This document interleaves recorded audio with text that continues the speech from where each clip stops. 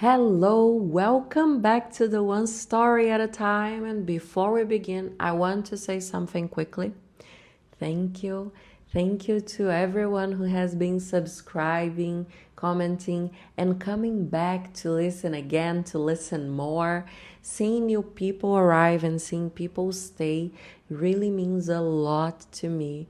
It tells me that what I'm building here can actually help, and that motivates me to keep going. So thank you so much for being here. And let's move into today's episode. This episode is for adult English learners who want to use English, not just study it. So let's practice. Today we're talking about real Brazilian history, the Revolta of the Lash. So one important rule before we start is the same that I'm always saying and I'm always talking about. You do not need to understand every word to understand the story, to get the context. So focus on meaning, focus on the logic. Short answers are more than welcome, and control is always better than messy complexity. All right? So let's begin. This is not a story about one bad day. It's a story about dignity. It happened in November 1910 inside the Brazilian Navy in Rio de Janeiro in the waters of Guanabara Bay. At that time, many sailors lived under very harsh rules. Not just strict rules, humiliating rules.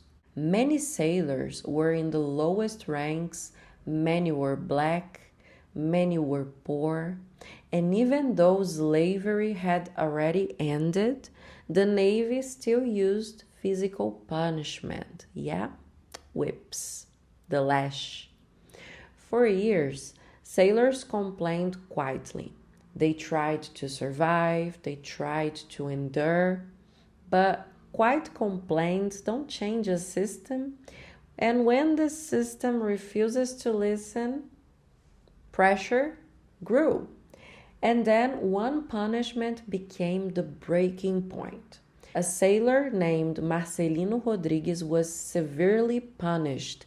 The violence shocked other sailors, and the anger spread from ship to ship. Not because they wanted chaos, not because they wanted power, because they wanted one simple thing: respect. When pressure turns into action, this revolt was not random. The sailors organized, they waited, they planned. And in later November 1910, they took control of major Navy ships in Guanabara Bay. Then they did something shocking. They turned the ship's cannons toward the city of Rio de Janeiro, not because they wanted to destroy the city, but because they wanted the government to finally listen. And their message was clear: end the lash and humiliation, treat sailors like human beings. One name became the symbol of this movement: João Cândido Felisberto. Later, people called him the Black Admiral. He was not asking for comfort. He was not asking for privilege. He was asking for dignity. And in the middle of a crisis, he did something rare. He tried to keep the revolt controlled, organized, and focused, so the message wouldn't disappear into violence. And that was brilliant, honestly, that was brilliant. Now the government had a choice: attack the ships or negotiate. After days of tension, the government accepted the main demand. Physical punishment would end. And the government made another promise: amnesty. That meant the sailors would not be punished for the revolt. So the sailors believed the agreement, They stopped, they returned control, they trusted the word of the state. But the story does not end with a clean victory. The promise of amnesty was not fully respected. After the revolt, many sailors were punished, expelled, or arrested, including João Cândido. And here comes the bitter lesson. Sometimes the law changes on paper, but power still protects itself. Still, the revolt became something bigger than its outcome. It became a symbol of one simple truth: no dignity, no peace. Now it's your turn to speak. Now let's use English actively. Here's how it's going to work. I'm going to ask a question, you pause, you answer out loud, then you compare with my answer, all right? Speaking is the goal, not perfection. Let's start. When did the revolt of the lash happen? It happened in November 1910. Where did it happen? In Guanabara Bay on Navy ships. What did the sailors want to end? Physical punishment in the Navy. And who was the main leader? João Cândido Felisberto. Did the government promise amnesty? Yes. And was the promise fully kept? No, it wasn't. Good. Now let's go a little deeper. You're going to keep answering the questions, but now it's just a little bit more reflective questions. So, why did the sailors point the cannons at the city? To force the government to listen, not to destroy Rio de Janeiro. And what is the main idea of this revolt? In one word, can you say it?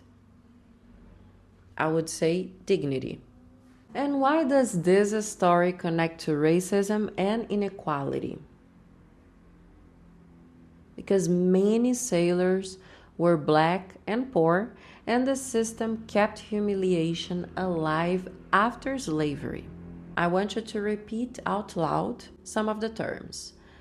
Dignity, basic human respect.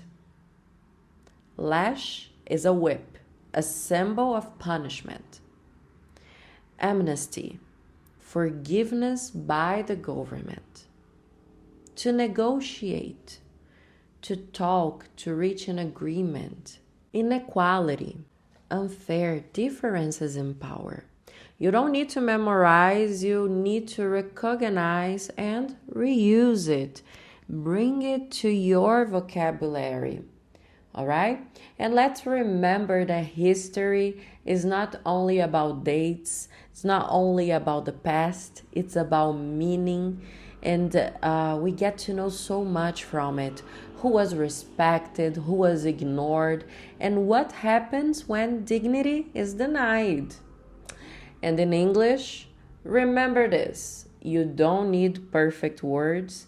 You need clear meaning. You need to communicate, all right? That's why language is here, all right? One idea at a time. Be patient with your process. And that's it for today. Do your listening. Say it out loud. Now your job is done. And if this episode helped you even a little, like the video, subscribe to the channel. Thank you so much. I appreciate your time. Thank you for staying here with me. And until next time, one story at a time. Bye-bye.